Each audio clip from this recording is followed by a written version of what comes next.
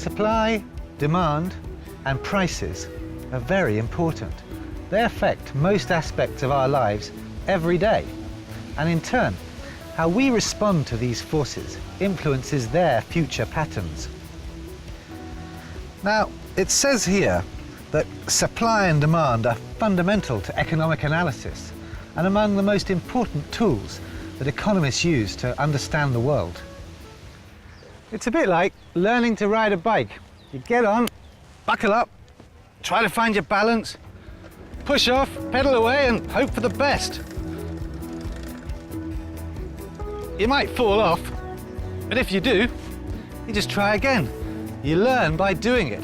First a short distance, and then, as you get into it, faster, further, and you might find it becomes quite a thrill.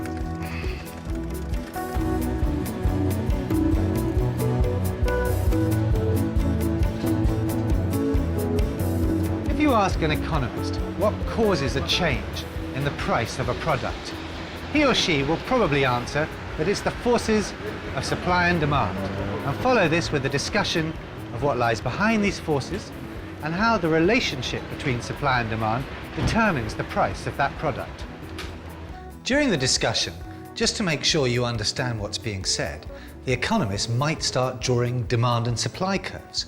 If you're not careful, he or she might also start using equations and symbols, even mathematics.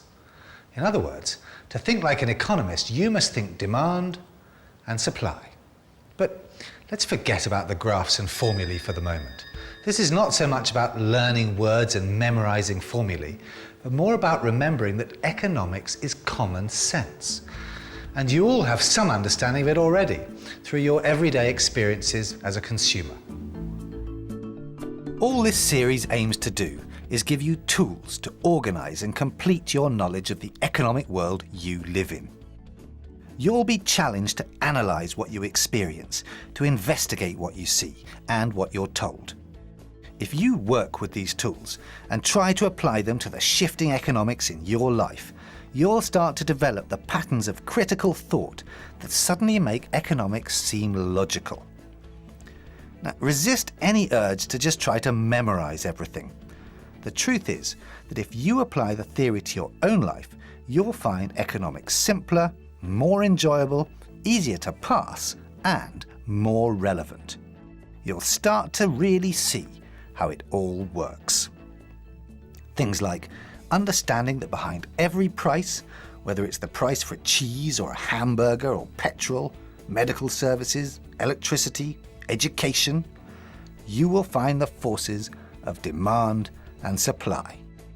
So relate these concepts, like demand and supply, and the theories they support, to your experiences as a consumer in the real world, and you will start to see that economics is simple and logical. If you remind yourself to apply the theory to your own life and experiences instead of just trying to learn it all word for word, you'll find it all more relevant and easier to understand.